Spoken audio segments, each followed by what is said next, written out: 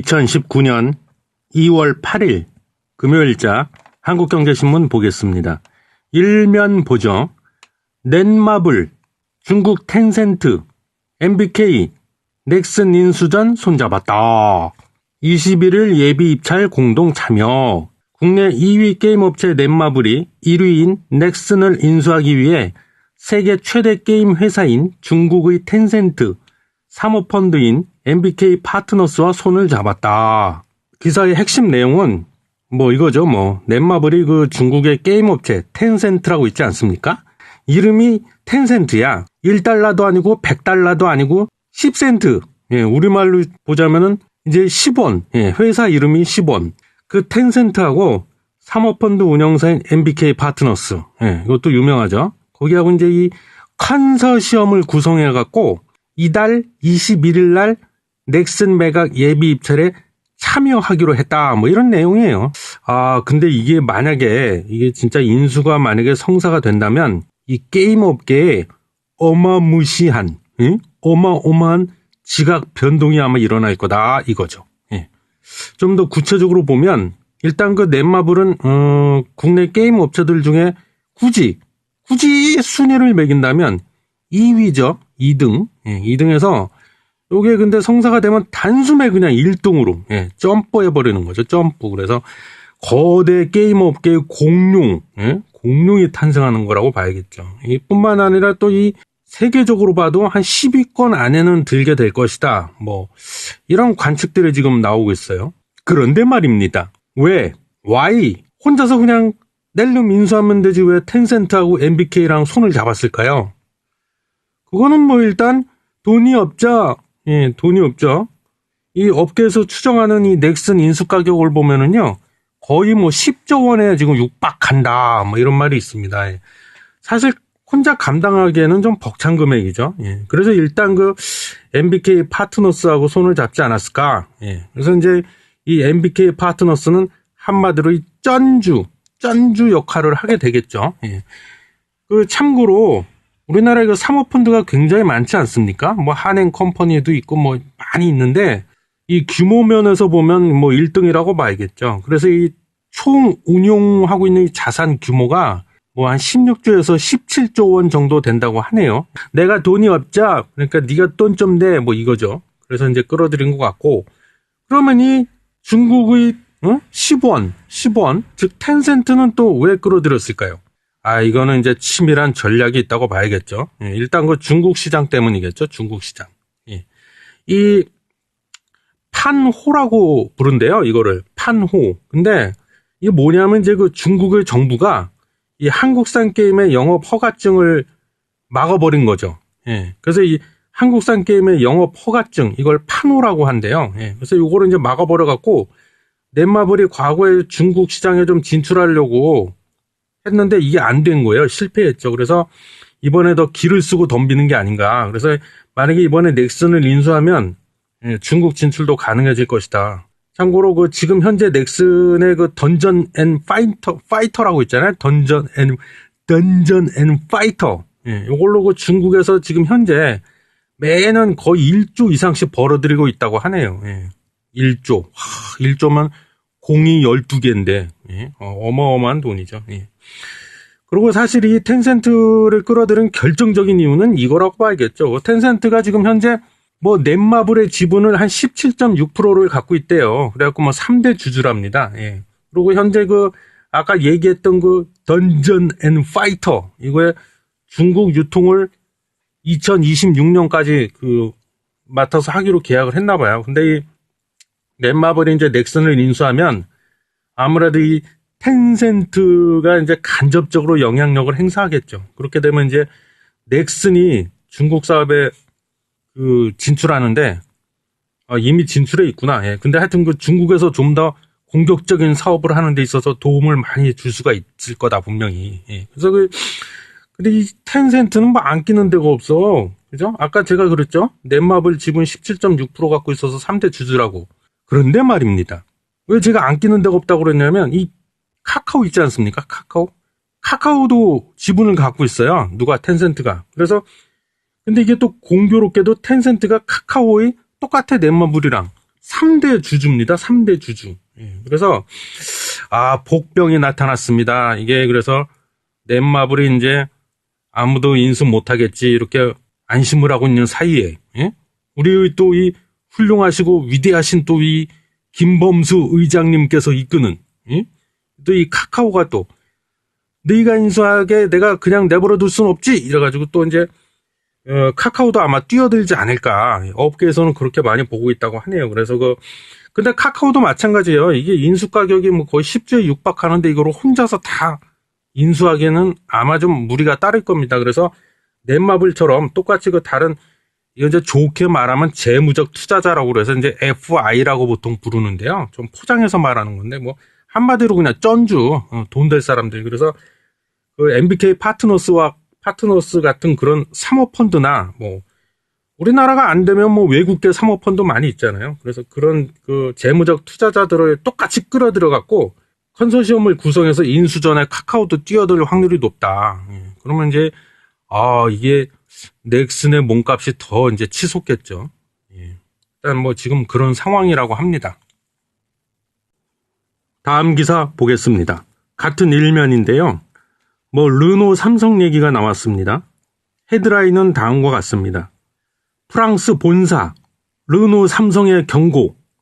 파업 계속되는 신차 멋져! 아니 안 줘!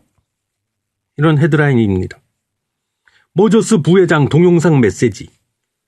프랑스 르노 그룹이 르노 삼성 자동차에 노조가 파업을 계속하면 로그 후속 물량 배정 협상을 진행할 수가 없다고 공개 경고한 것으로 7일 확인됐다.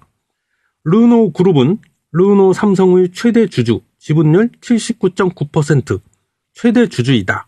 예, 뭐 그런 기사인데요.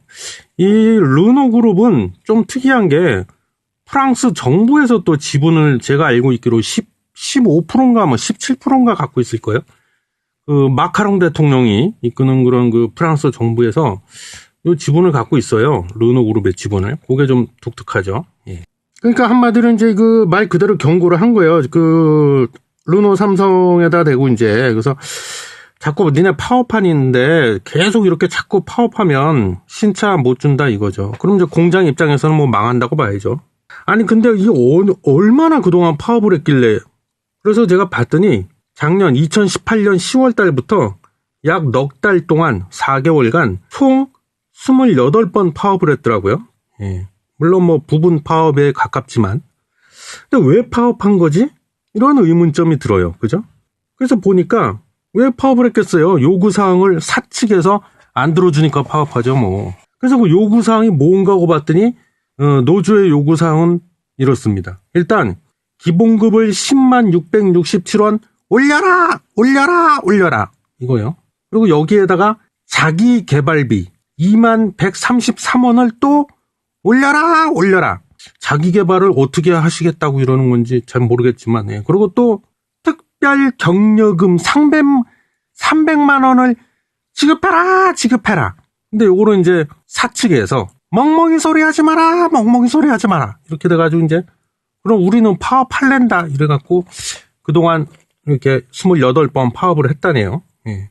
그래서 지금 현재 르노 삼성이 부산의 공장을 지금 돌리고 있는데요. 그 부산 공장의 현황을 잠깐 보면 2018년도 기준으로 이 공장에서 총 생산한 자동차가 21만 5,800대래요.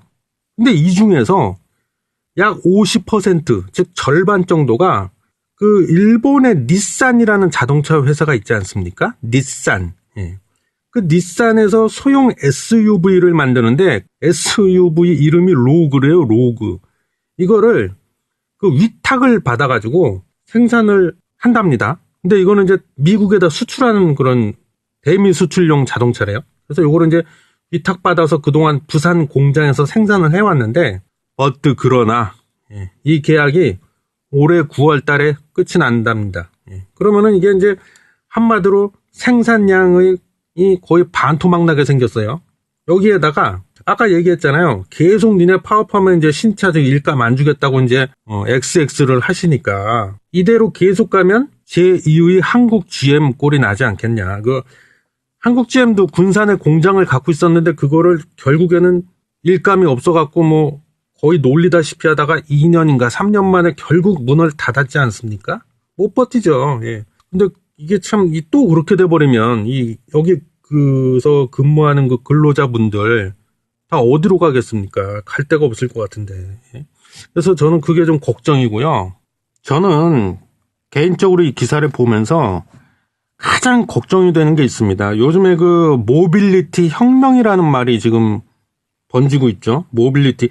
이 혁명이라는 말이 붙었습니다. 혁명. 그냥 일시적인 어떤 패션, 즉 유행이 아니라 가히 혁명이라는 거예요.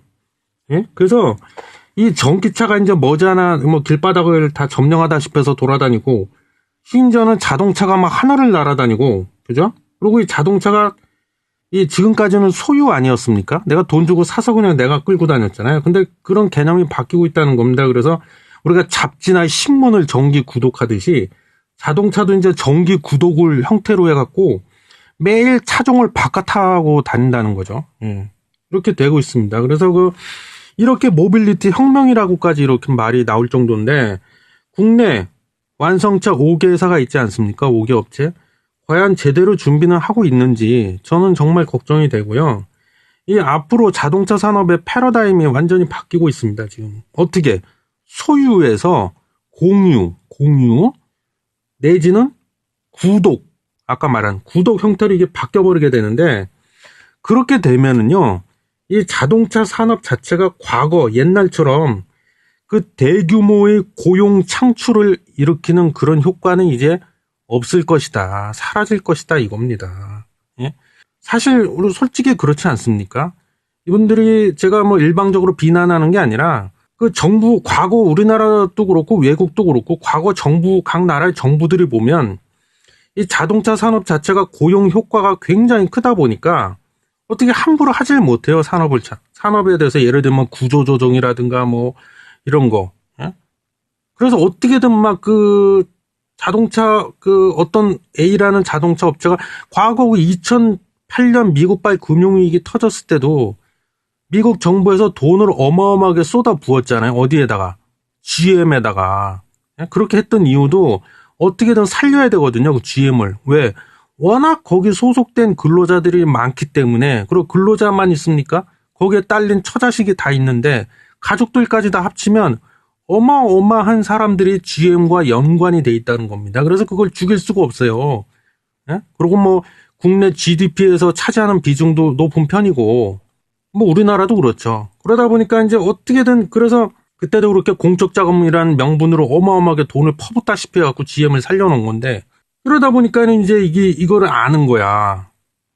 그래서 설마 이 회사 자체를 없애기야 하겠어? 없애지는 못할 거야. 아마 이런 마음이 은근히 있을 겁니다, 다들. 근데 이제 앞으로는 그런 게 통하지 않는다는 겁니다. 저는 그런 면에 있어서 그게 제일 가장 걱정스럽고 우려스럽다. 예? 그래서 이게 잘못하다 국내 완성차 5개사 중에 하나가 이제 조만간에 이제 뭐 한두 개가 없어질 수도 있다. 최악의 경우. 그런 우려가 있다. 저는 그겁니다. 그래서 오늘 그 한국경제신문 기사는 이 정도로 마치겠습니다.